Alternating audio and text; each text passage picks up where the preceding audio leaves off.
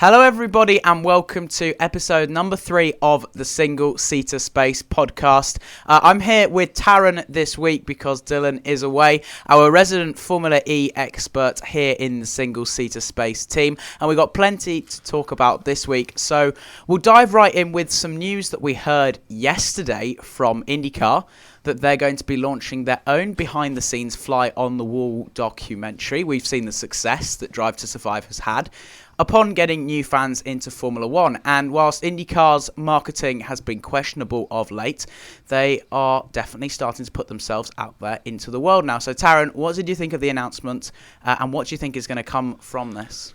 Well, I think we've seen the improvements, Drive to Survive has done to the F1 fan community. I mean, we've seen a boom, if you like, in the amount of viewers we've had in F1, and it's some it's been good, some it's been bad, but I think overall this is what we've always wanted. We've always wanted that best mate who we can talk to about F1, and now we can do that instead of searching through 50 of them, trying to search that one guy who can understand what you're saying all the time. Yeah, no, I agree, and and with the exposure that Formula One has had, almost that Bernie Ecclestone's model of like a no social media kind of a rich boys club, if you like, driving it into the 20th century was not working. You know, viewers were plummeting, the age was getting older. And so when F1 took the decision, it was a strong decision. They got Netflix on board. And I saw a stat yesterday, which I thought was extremely interesting, which was that IndyCar is, in the races that we've had, has an average viewership of over 50. More than half the people watching were over 50. And so the choice of channel that they've put the new documentary on, it's going to be the CW, which I'm not familiar with American television, but having done a little bit of research, apparently it's the 5th most watched channel in America and has a target Gen Z audience. And so it feels like a clever marketing tool for IndyCar, and I guess we'll see how it gets on. But yeah, I think overall it's something that was needed, because did you notice something when watching IndyCar races, like the number of empty seats, things like that? And what did you think? Yeah, you always used to look at the grandstands, and especially in F1 these days, you're seeing packed grandstands, like people struggling to get any view of the action. And whilst in IndyCar, you're seeing these grandstands with empty seats, and it's actually really sad, because you got all these races, which, I've watched IndyCar for a year now, and some of the action has been pretty spectacular, if I can be honest. And it's been really sad to just see these empty seats in the grandstands during races, and it's just not great. Yeah, I think, of course, the Indy 500 is a sellout. It is pretty much every year.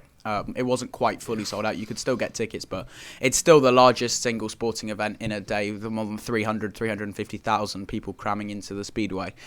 The only other properly marketed event this year was the Hy-Vee Iowa races, because Hy-Vee put themselves out there. They're a supermarket chain. They put themselves out there. They were massive with the promotion. The tickets were cheap. They had good entertainment, and the people came. And this year, they've made a very bold call, because they've hiked up the prices, but they've got bigger names coming for the concerts. So the Hy-Vee weekend is still the same, Saturday, Sunday. But I think Ed Sheeran is playing on Saturday night at the Speedway in Iowa. Do you think this gamble's going to pay off? Do you think people will pay the premium, or do you think that maybe they've got a little bit greedy? I mean, I'm not going to start talking about the prices for F1 tickets these days. They're a bit ridiculous, to be honest. But I mean, what we've seen recently with Netflix and Drive to Survive is we're seeing sellout tickets. It doesn't matter what the prices are. Las Vegas, for example, the prices are I think they've increased by 9 times at some locations. But I think with that viewership that they'll get on board with the documentary, I think it's business. Like, motorsport is a business, and ultimately they're looking to gain a profit and, boosting the prices if they can. And if they get a sellout, it's a win-win for them. It's a lose for the fans, but we've got a better experience with these great artists. I mean, Ed Sheeran is a pretty brilliant artist, and having him there will mean we'll have a great fan experience, if you like. Yeah, no, I agree. And I think I'd love to see IndyCar. I know that often the street courses are sold out. I mean, like Nashville was sold out. Portland looked pretty busy. I know the backside of the track wasn't so much, but it's really noticeable on ovals, especially Texas Motor Speedway when they go there. I thought the Texas race this year, I know 2021 was terrible and we don't need to get into that because we've blocked it from our memory and it's never going to happen again. The 2022 race was excellent. We had a photo finish. And I just felt a little bit sad that one, we might not be returning to Texas. That was the thought at the time. We are going back, which is nice. But two, that just there weren't enough bums on seats. And with the Iowa gamble, the thing about IndyCar, it's just so accessible. You can literally get every single IndyCar ticket, including paddock passes, for less than it costs, I think, for a weekend Silverstone ticket in a premium grandstand, say like Beckett's, which is unbelievable. That's 17 races for the price of one. And, you know, the speeds are faster if you go to some events as well. So I feel like if the gamble doesn't pay off for Hy-Vee, I feel like I'd be disappointed. But yeah, speaking of Portland, actually, Formula E are going to the Portland International Raceway as well. If we move on. What do you think? New track. Well, I mean, we've got 3 new tracks on the Formula E calendar this year. We're off to India, I think, for round 4 to Hyderabad. Could be very interesting. Get a lot of audience there from India, which I think is a missing market in the motorsport world at the moment. Yeah, we've had F1 there at the Bud International Circuit. Sadly, no longer there after 2013. But having Formula E there as a big motorsport, big part of the motorsport world, I think that could gain some pretty good views in India. We're also going to Cape Town, South Africa. I think that is going to be a pretty great race. I mean, we've missed South Africa in F1 for so long now, and I think we all want a race there. Yeah, Kyle Larson but especially. I think Formula E going to we want to go to South Africa and see some racing. So I think Formula E next season could be a very good one, and I think we're all hoping for a pretty good season. We got new cars, we got rule changes, which I'm going to be honest with you, the rule changes into Gen 2 were pretty confusing if you're a new fan. You had timed races with kind of no idea how many laps you're going to be watching. You were just looking at a ticking clock all the time. Fixed laps is a better way to run it. And for new viewers into this new generation of racing for Formula E, it could generate a great audience, and we're hoping to see. Yeah, I think you're definitely right. And it's that situation where Formula E is tapping into that market that Formula 1 is missing out on. But at the same time, they're definitely able to coexist. You see, like, the packed grandstands in London is a very different feel to the packed grandstands at Silverstone.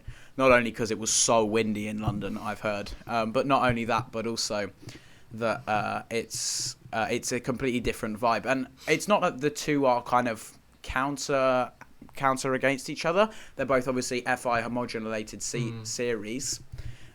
So I guess, tapping into those markets is a really successful tool. And I guess tapping into the Pacific Northwest in Portland as well. It's a city that loves its motorsport. We've been to the International Raceway. I've heard, though, that they might be putting mobile chicanes in, perhaps down the straight. A little bit like when we went to Valencia in Formula E. I mean, we can talk about that briefly when talking about timed races, because that was fun when we went in 2021. Yeah, but that was an interesting race. I mean, this is the thing with timed races, and yes, it's really interesting seeing teams guess how many laps there are going to be in a race, but if you're those teams who, let's be honest, have shown pretty good pace all season, and you've done a minor miscalculation of missing out a lap in an entire race, meaning you can't reach the full race distance, it's confusing for the audience, and ultimately for the team itself that messed up, or teams in this case. Well, yeah, everybody except the Mercedes pretty much didn't finish. Nick de Vries just was it was like Moses in the Red Sea, just came flying through the middle, which was a very, very interesting race, that Valencia one. But they had chicanes down the straight, just wall, a bit further on wall, so you had to navigate through. And it felt weird because I feel like that's not how this should be. Like, if Portland has such a nice long front straight. These cars are much quicker in a straight line than the previous ones. We want to see that overtaking. We want to see the power of the cars. If the future is electric, the cars have got to be able to show it. Because in terms of downforce, the downforce is impressive. Every racing car's downforce, especially an open wheel racing car's downforce, is impressive. But we want to see the sheer speed off them. And, if they're going to hinder that, it's not been confirmed, like, what they're going to do with the Portland International Raceway, if even they are going to go there, but we assume they are. If there is a mobile chicane, it's almost like, well, what's the point of the quicker cars? I know they're more energy efficient, but we want to see the raw speed. That's why we're here, I guess. What do you think? I mean, Formula E have always done quite weird things where it's come to track layouts. I mean, I remember Monaco when Gen 1 was around in 2014, where they completely cut the first corner and went immediately to the Nouvelle chicane, I think it was. But they've always done quite weird things to their track layouts, and you could never really truly see the top speed of this car. I mean, I know in Mexico City you had a really long main straight after basically a flat-out final corner. But another thing that I'd actually quite want to see is less drivers focusing on regenerating the amount of electrical energy, if you like, so worrying about how much battery they've got left. Because something F1 did was they increased the fuel load in the car so that drivers will be able to use higher power for longer periods of time. In Formula E, drivers, they're not even allowed to stay on the accelerator the full amount of time because of battery power. And I think going into this new gen, we want to see more of drivers pushing like to the max rather than caring about, I need to generate 1% of electrical energy here and 1% electrical energy there. We want to see these cars go flat out, and ultimately, hopefully, we see that in Gen 3. Yeah, and it used to be some fans' frustrations with the fuel, but also especially with the tyres in Formula 1. We still have that problem with tyres. I don't know what it is, but somehow in the Pirelli structure, we can't push on them for significant periods of time without them overheating.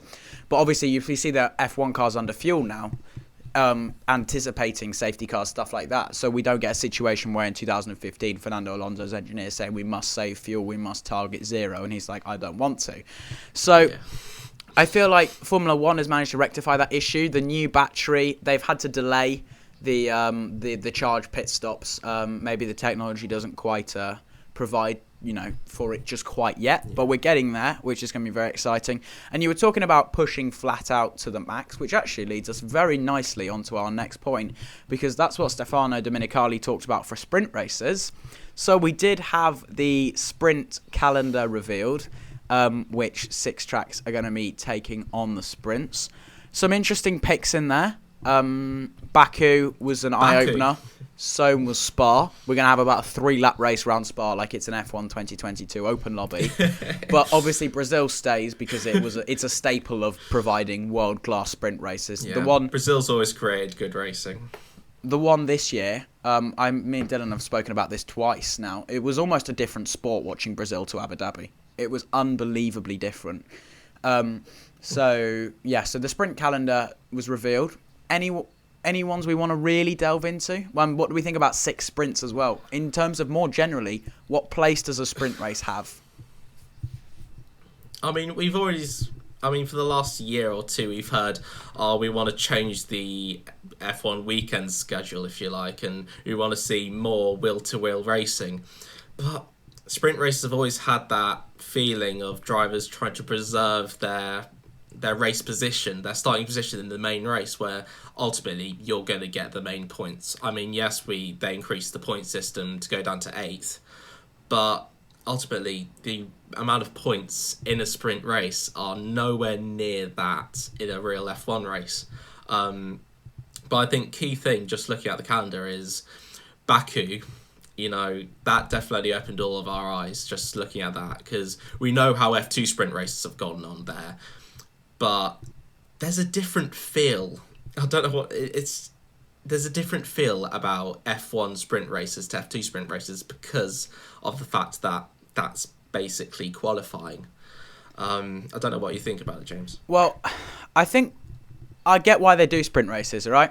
Because say if I was to watch, I don't know what I don't what motorsport I'll pick up on. If I was to watch, say, MotoGP, if I was starting watching, I'd start with the races, and then as I got more into it, this is actually what I did with IndyCar a few years ago.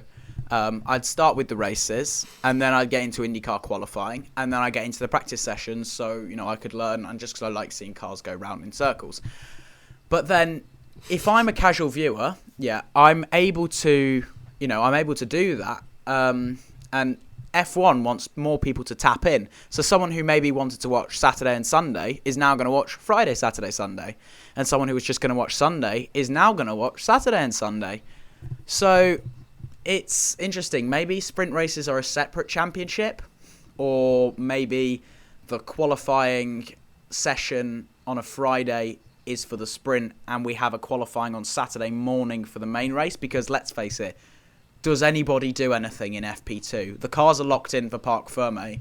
Nobody does any representative running, realistically. So I get that when Brundle's going, oh, this is better than a race. This is better than a practice session on us. Of course it's better than a practice session. But at the same time, what's the point? Like, the only real big qualms that we saw was when in Britain, Perez spun out of the sprint race, had to start the back. And almost the sprint race kind of ruins it a bit, because Kevin Magnussen starting on pole for the Brazilian Grand Prix itself would have been awesome. We wanted to see that. Oh, when Sainz and Perez got knocked out in Q2 in Imola, they just made it up in the sprint. And I think they started third and fourth. Not that it mattered for Sainz anyway. He went to find a gravel trap. But, like, it kind of kills the weekend almost, because that intrigue from Saturday to Sunday is passed from Friday to Saturday. And very rarely do we have intrigue pass across from Saturday to Sunday. That's just what I think. Yeah, I mean, as I was saying, you always are looking at drivers just trying to hold their position. I don't think, apart from Hamilton, Brazil 2021, where he, let's be honest, that drive of his in the sprint race was just electric. But that's the thing about sprint races. Unless you've got a top driver in a top car starting P20 and trying to work his way up into an actual race-winning position, you don't really have anything to go from in a sprint race, because they're ultimately just trying to keep their front nose clean so that they could get the main points on Sunday. Yeah, it's a tricky one for F1 to think about. A potential, sprint calendar, maybe, but then if you're sprint world champion, like, what does that mean?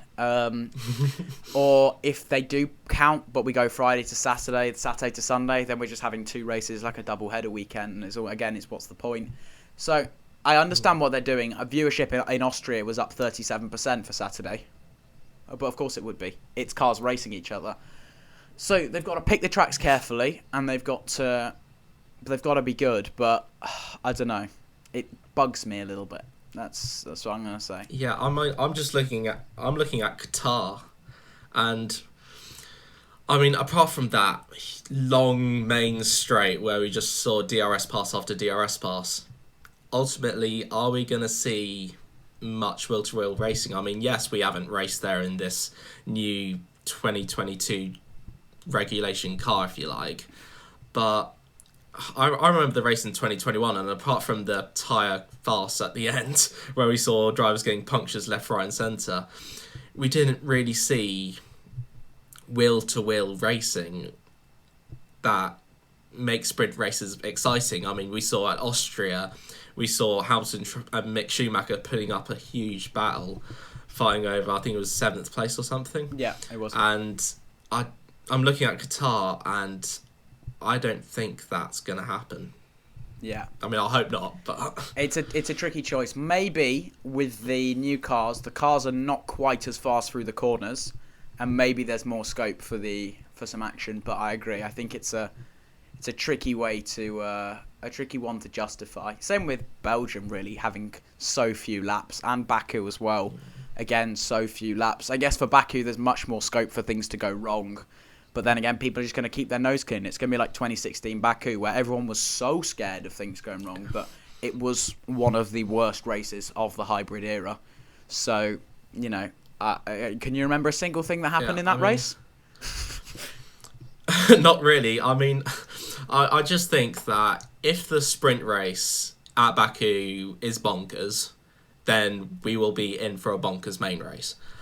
If we have a really dull sprint race at Baku, I think, Sunday, it can always come, or a few surprises can always come along, but Baku is just so bonkers. It's why we love it. It's an all or nothing track. Different.